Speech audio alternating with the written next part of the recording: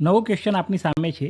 4 અંકની સંખ્યા 547 એ 3થી વિભાજ્ય થાય તે માટે એના તમામ સંભવિત મૂલ્યોનો સરવાળો કેટલો થાય? હવે આ કન્સેપ્ટ જે છે ને એ ધોરણ 6નો છે, પરંતુ આ સવાલ જે છે એ ટેટમાં પૂછાય છે, સીટેટમાં પૂછાય, પોલીસ ભરતીમાં પણ પૂછાઈ શકે એ પ્રકારનો કન્સેપ્ટ છે. તો ચાલો ધ્યાન આપો, આ ક્વેશ્ચનને આપણે કેવી રીતે સોર્ટ આઉટ કરીશું. તો આપની પાસે જે ક્વેશ્ચન આપ્યો છે તેની અંદર વેલ્યુ આપી છે 547 એ. હવે અહીંયા આપણે એની એવી કિંમત શોધવાની છે કે જેથી કરીને આખી 4 અંકની સંખ્યા એ 3થી વિભાજ્ય થાય. તો મિત્રો આપને શું આવડવું જોઈએ? તો કહે છે કે 3ની વિભાજ્યતાની ચાવી આપણને ખ્યાલ હોવી જોઈએ. તો 3ની વિભાજ્યતાની ચાવી શું કહે છે? તો તમને બધાને ખ્યાલ હશે કે જે કંઈ પણ સંખ્યાના અંકોનો સરવાળો એ 3 વડે ભાગી શકાતો હોય તો આખી સંખ્યાને પણ 3 વડે ભાગી શકાશે.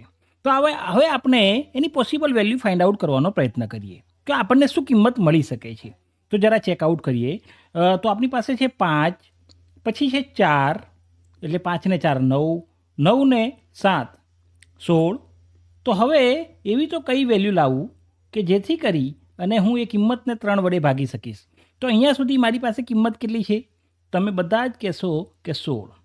તો હવે નજીકની કિંમત લાવવી હોય તો હું કઈ લાવી શકું મિત્રો? તો તમે કહેશો કે સાહેબજી તમે 18 લાવી શકશો. કઈ લાવી શકશો? 18 લાવી શકાશે. તો અહીંયા આપણે કેટલા એડ કરીએ? 2. જો હું એની કિંમત 2 મૂકી દઉં તો આખી સંખ્યાને 3 વડે આરામથી ભગાશે. પરંતુ અહીંયા તો ઓપ્શન જ નથી. તો આપણે સવાલને ફરીથી રિપીટ જુઓ કે શું કહે છે કે 3થી વિભાજ્ય થાય તે માટે એના તમામ સંભવિત મૂલ્યોનો સરવાળો કેટલો થાય? તો અહીંયા આપણે શોધવાના છે એ બરાબર એવી કેટલી સંખ્યાઓ આવી શકે જે 1 અંકની હોય અને આપણે એનો ભાગાકાર કરી શકીએ. તો જો 2 તમને મળી જાય ને એના પછી તો +3 કરી દો. તો અહીંયા વેલ્યુ તમારી આવી જશે 1, આવી જશે 5, એની અંદર બીજા +3 કરી દો એટલે પછી આવી જશે 8. હવે આ બધાનો તમે સરવાળો કરો.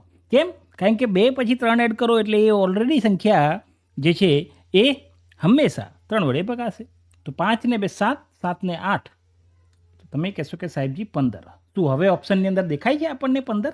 માટે આપનો રાઈટ આન્સર રહેશે 15. ખ્યાલ આવ્યો મિત્રો કેવી રીતે આને સોર્ટ આઉટ કરવાનો છે? આ જ પ્રકારના ક્વેશ્ચન સ્પર્ધાત્મક પરીક્ષાઓની અંદર પૂછાતા હોય છે. આથી નીચલા ધોરણોની અંદર આ પ્રકારની ક્રિટિકલ થિંકિંગ આપણે રાખવી જોઈએ.